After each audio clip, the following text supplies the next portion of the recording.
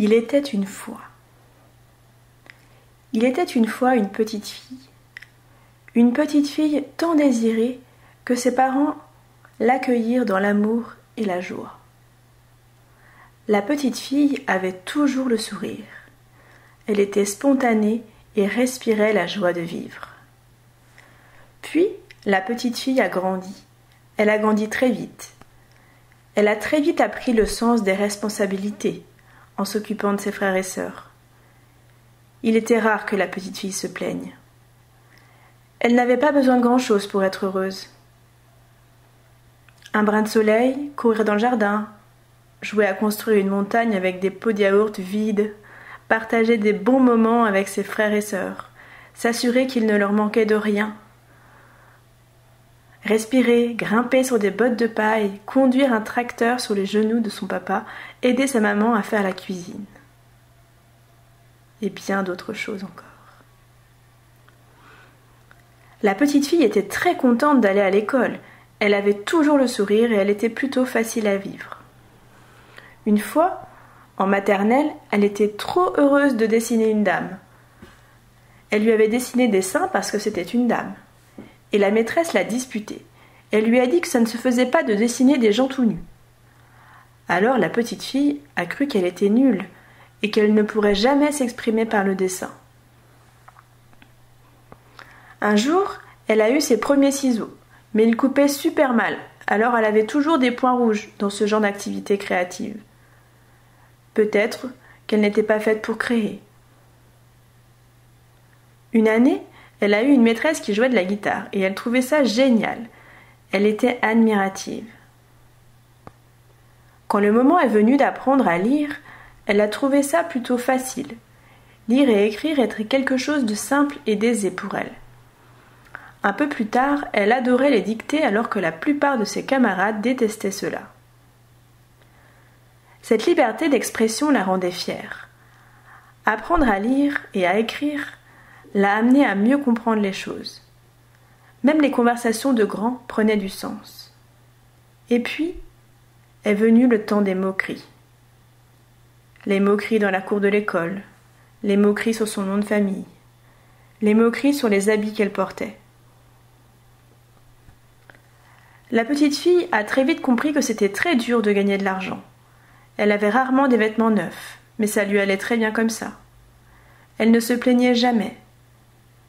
Ce sont ses petits camarades de classe qui lui montraient à quel point elle était différente et que c'était la loose totale de ne pas porter des vêtements de marque.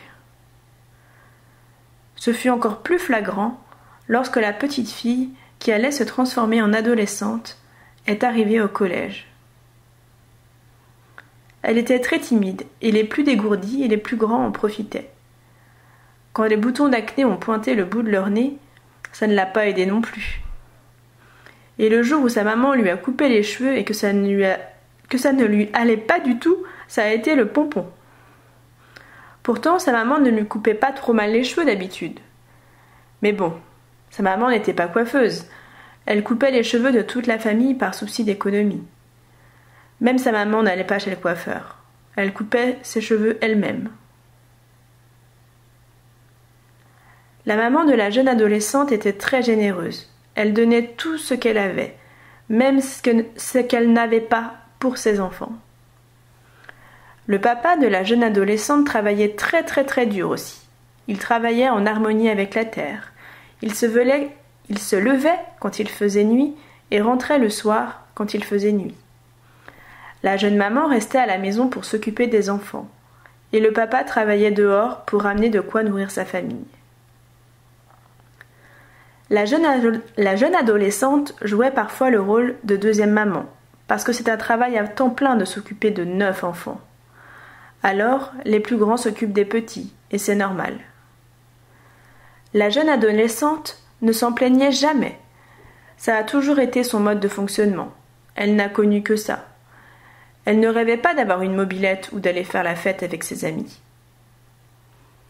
Un jour, elle a connu l'indépendance. Elle a expérimenté le fait de vivre seule.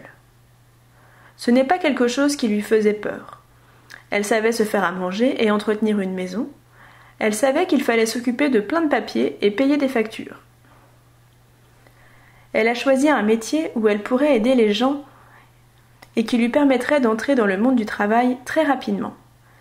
Elle ne voulait plus être une charge pour ses parents. Elle voulait prendre son indépendance et travailler. Elle voulait payer son permis de conduire toute seule et assumer ses charges de la vie courante très rapidement. 6 sœurs et 2 frères avaient besoin d'être nourris, de faire des études et d'avancer dans la vie. La coiffure, elle n'y connaissait rien. Elle n'avait jamais mis les pieds dans un salon de coiffure. Elle ne savait même pas ce qu'était un brushing. Comme toujours, elle a très vite appris. Dès la première année, elle a obtenu une médaille d'or et une médaille d'argent au concours des meilleurs apprentis. Quelle joie! Elle en a pleuré.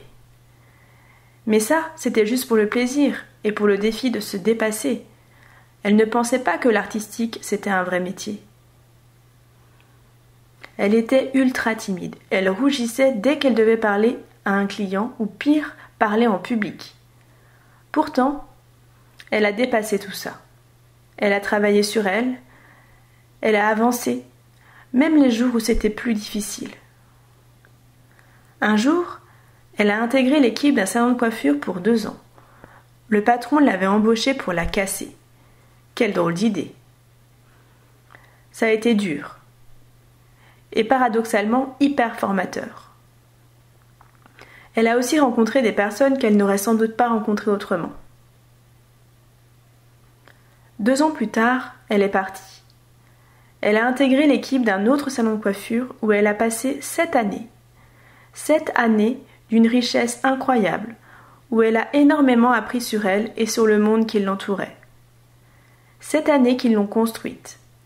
7 années qui lui ont permis de comprendre qu'elle n'avait pas envie de devenir comme sa hiérarchie. 7 années qui lui ont permis de comprendre que quelque chose de plus grand l'attendait ailleurs. Alors, un jour, elle s'est cassée. Aujourd'hui, j'ai envie de dire à cette petite fille qu'elle a le droit de dessiner des gens tout nus ou pas si ça lui chante. J'ai envie de lui dire qu'elle est douée, qu'elle est créative, et que même si elle pense qu'elle est nulle en dessin, tout ça ce n'est qu'une croyance, et qu'elle peut la dégommer quand elle veut. Cette petite fille n'est qu'un exemple parmi tant d'autres. Je crois profondément que nous sommes tous des êtres créatifs, que ce soit par l'art proprement dit ou par toute autre forme de création. Je crois profondément que nous sommes tous là pour quelque chose de bien précis. Je suis intimement convaincue que nous avons tous quelque chose de bon à apporter au monde, pour peu que nous le décidions. Tout part d'une décision. Tu peux décider tout ce que tu veux. Tu peux décider d'être malheureux toute ta vie, autant que tu peux décider d'être heureux à chaque instant. Tu peux décider de galérer, de travailler dur et de souffrir, tout autant que tu peux décider de faire preuve de courage et de persévérance en te respectant. Tu peux tout décider à chaque seconde de ta vie. Tu peux décider de glander sur Facebook ou de t'asseoir devant ton ordi et d'écrire ce livre que tu as tant envie d'écrire. Tu peux décider de continuer de chouiner et de croire que la vie est horrible et que de toute façon c'est trop compliqué. Ou tu peux décider de te relever et croire que tout est possible. Je pense que nous sommes capables de bien plus que ce que l'on croit. J'en suis intimement convaincue. Quand j'étais cette petite fille, je rêvais que tous les gens de la planète s'aiment et se connaissent. Aujourd'hui, avec ma conscience d'adulte, je sais que l'on ne peut pas aimer tout le monde et que l'on ne peut pas plaire à tout le monde. Mais je sais aussi que j'ai le pouvoir de créer du lien entre les gens. C'est une de mes forces. Je crois que je suis née pour fédérer. Je crois que je suis née pour rassembler. Je crois que je suis née pour créer.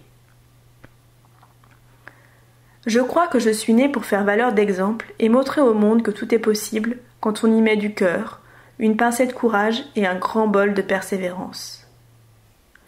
Je crois que j'ai du talent pour révéler la lumière de ton âme et t'inviter à te reconnecter à toi-même, même si cette phrase me paraît surnaturelle. Je crois que nous sommes capables de créer notre vie à chaque instant. Je crois que nous sommes tous les artistes de nos vies. Marie, photographe de l'âme, révélatrice de beauté, éveilleuse des consciences. Retrouve plus d'inspiration sur mon site internet www.marieguiboin.com. À bientôt!